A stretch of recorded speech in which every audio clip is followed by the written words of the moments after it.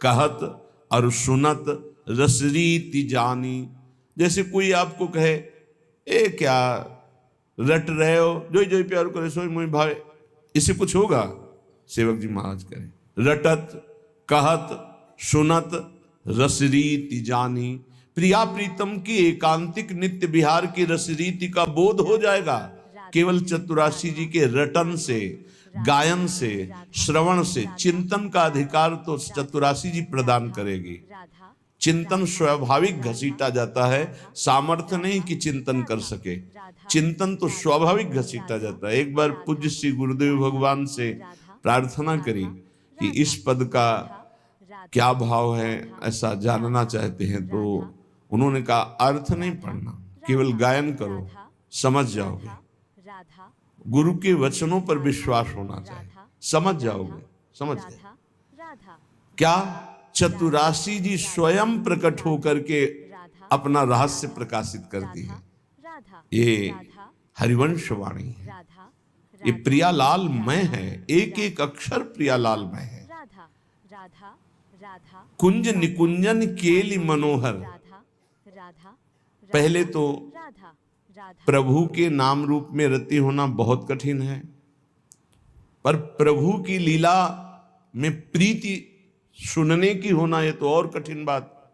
प्रीति, जैसे अपने प्यारे की बात सुनने में कैसा, और बताओ वो क्या बोले थे, वो कैसे हैं, पूरा एकाग्रता पर। तो जब चर्चा, ये मेरे प्रियाजू की बात हो रही, मेरे लालजू की बात हो रही, और मानो एक एक शब्द वो पान कर रहा है, ये प्रीति पूर्वक सुनना।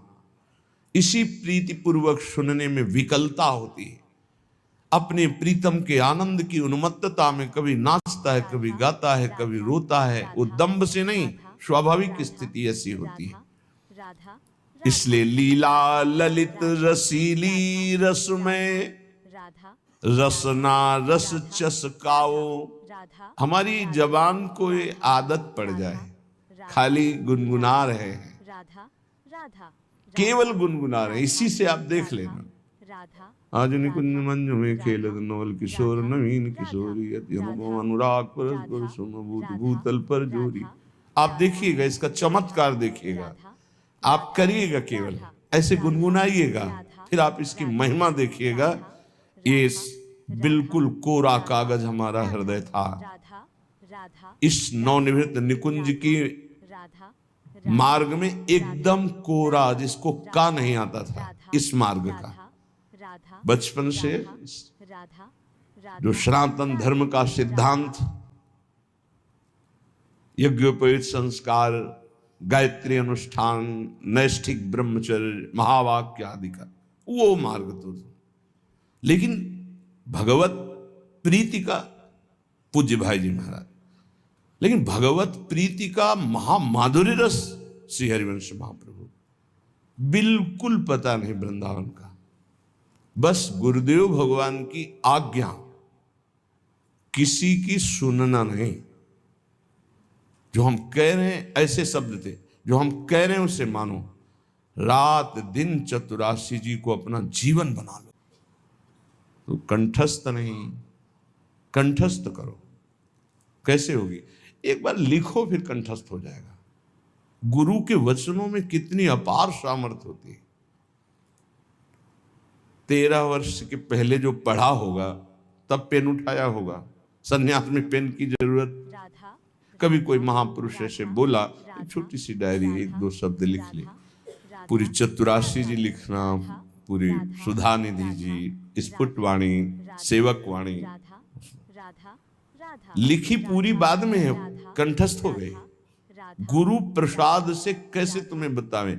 गुरु कृपा केवलम, केवलम गुरु कृपा, बिल्कुल अनविज्ञ। चतुराशी जी अपना प्रभाव बताती, बिल्कुल विश्वास कर लीजिए। पहली बात, कल्याण की फिकर छोड़ दीजिए। जो रोज श्रीमद चतुराशी जी का गायन करता है, वो 84 लाख योनियों में कभी नहीं जा सकता, कभी नहीं। ये हम नहीं, बहुत बड़े महापुरुष जो हमारी श्रीमद चतुराशी जी की फलस्तुति का गान कर रहे हैं। छुटी 84 भ्रमंते, 84 लाख योनियों की जो भ्रमण करने का, ये सब नष्ट हो जाएगा। 84 लाख योनियों में नहीं जा सकता जो नित्य 84 जी का पाठ करता है। कितना समय लगता है? अगर हम मध्यम स्वर में गायन करते हुए करें तो 1 घंटा, और धीमे स्वर में ले लें तो 1.25 घंटा, और अगर हम थोड़ा रफ्तार से करें तो 45 मिनट। 45 मिनट में चतुरासी जी हो जाए।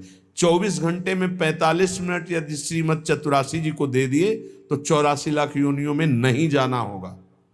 वृंदावन की भूमि से आचार्य की फलस्तुति जो लिखी गई, तो भगवान अपनो परण विसार भगत को पूरो परण निभाऊं। अपनी बात काट सकते हैं लेकिन प्रेमी महापुरुषों की नहीं। दूसरी बात कह रहे हैं कि छुटी 84 भ्रमंते निर्खय जुगल किशोर। इतना ही नहीं होगा कि 84 लाख योनियों से मुक्त हो गया, नहीं, निर्खय जुगल किशोर प्रियालाल को इसी शरीर में रहते हुए वो देख पाएगा जो रोज चतुरासी जी का गायन करता है। निर्खय जुगल किशोर भोर अरु रैन न जाने, ऐसी स्थिति आएगी कि दिन है कि रात है, सब भ्रम खत्म, रात दिन प्रियालाल को प्राप्त हो जाएगा। जागृत स्वप्न सुषुप्ति स्फुरत में राधा पदाब्ज छटा। हर समय प्यारी जू के रूप में डूबा हुआ, तो उसको कब दिन कब रात इसका क्या पता चले।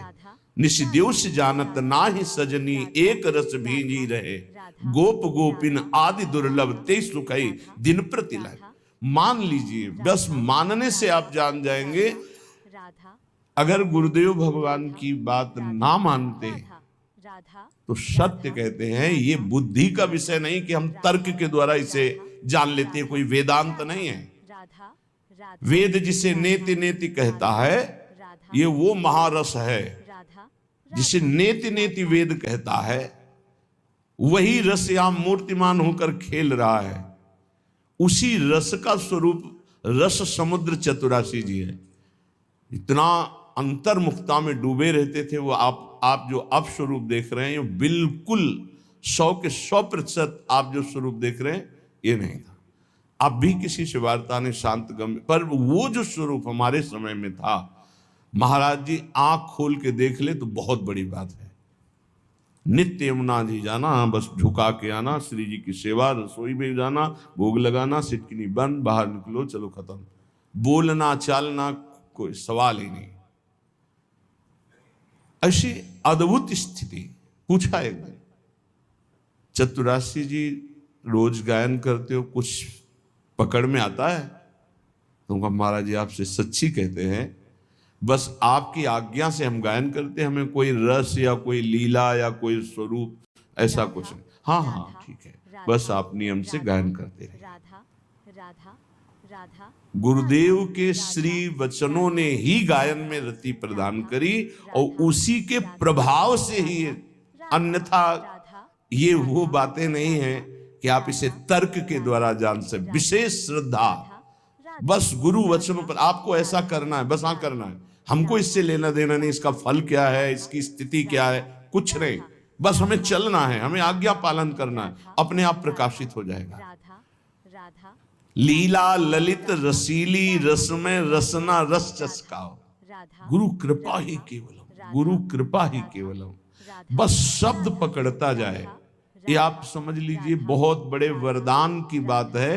यदि हमारे नवनिवृत्त निकुंज विलासी वृंदावनाधीश्वर धीश्वरी के लीला गायन में और इनके नाम जप में, इनके आश्रय में आपकी थोड़ी रुचि हो गई तो बहुत बड़ी बात हो गई, बहुत बड़ी बात हो गई। पीछे श्री रूपलाल गोस्वामी का पद जो नित्य सत्संग सुनते हैं कि हे रसिक सुनो चित लाए रसरीति।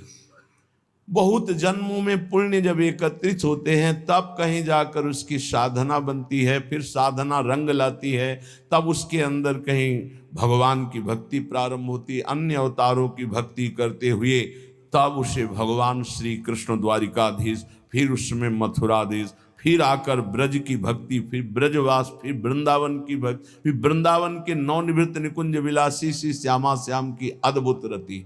आखिरी देखो, अपने लोग पता नहीं क्या इस क्रम में है कि नहीं है, किस जन्म से लगे हुए हैं कुछ पता नहीं, पर मेरी लाडली ने सीधे महामाधुर्य रस में खींच लिया।